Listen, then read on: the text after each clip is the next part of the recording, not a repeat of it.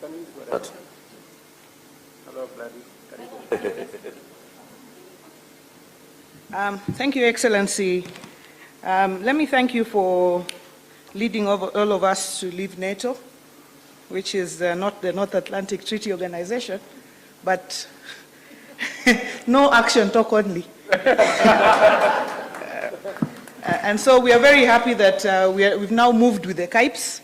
And when this came up in Naivasha, Your Excellency, we said this is what we've been doing. You met us where we were going in terms of getting our industrial parks together. So I think that's a step in the right direction. Now, speaking about cotton and the cotton value chain, I think what we need is the correct seeds.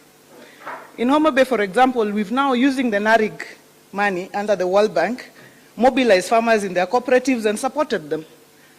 But now, we've now registered over 12,000 farmers with about 15,000 acres of land. If you calculate how much seeds we need about 22,500 kilos of seeds. And we had already talked to our farmers about BT cotton. But now it's become very difficult to access the seed. I'm glad that the ministry next week will be coming to Homa Bay with 3,500 kilos of seed. So you can see the gap is still very large. And if you look at the yield, if we had BT cotton, 22,500 tons, we'd be able to produce at least 22,500 tons of cotton at the end of the day and be able to support Rivertex, which only needs 56,000 tons for the year. So the seed question, the national government doesn't have to give it all. If we can acquire it, and we have a G2G, so that counties we can also put in, because this is our lifeline as well, so that counties we can also put in money to buy the seeds. But we need to know where to buy the seeds, because you know, if seeds don't grow, it's an impeachment question. Sas can tell you, you know. Isn't it, Sas? You can be impeached if you give seeds that don't grow. So that's a very important question there. So if we can get it from government, we'll know it will be certified seeds that if we give will grow. And of course now following that will be the issue of pesticides and just farmer education going forward. And then there's the issue of ginning. And I think the private sector brought it out. When Homa Bay farmers grow seeds, they are ginned in Salawa, in Baringo. So now, you know, seeing is believing. We know we are faith people. Faith is, you know, believing in things hoped for, but people want to see.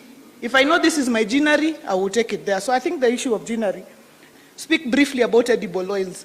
Your Excellency, I know you've spoken about Busia and we are working there, but do you know that 80% of Kenya's Lake Victoria is in Homa Bay? The other 4 counties share 20%. So when it comes to palm oil, last week, together with the private sector, we were in Uganda. We saw what they've done in terms of growing palm oil. Your Excellency, I haven't slept since I came from Uganda because I'm thinking, where am I going to get the land to put together farmers? Because you can't get 100,000 acres of land or 50,000 that is out there. So it's to talk to farmers and to owners of land to ask them how we can come together in cooperatives and grow the palm oil so that we can move. So that is a very, if you saw what happened, if I saw what I saw in Uganda, surely there is no reason at all why the entire lake basin cannot be growing the palm oil. And same to sunflowers and so on, Your Excellency. And finally, energy must be part of this discussion. The energy ministry must be part of the conversation. Because every investor, now we have industrial parks, every investor is asking, what about power?